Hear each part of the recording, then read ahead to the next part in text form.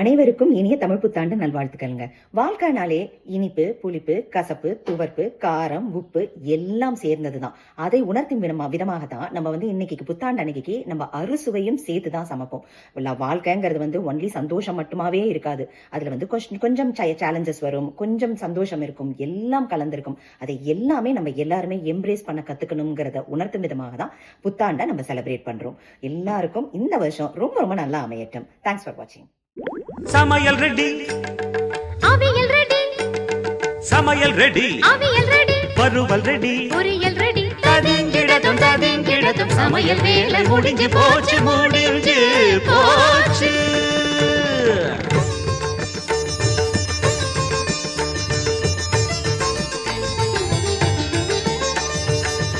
இலையை போடடி பெண்ணே, இலையை போடடி.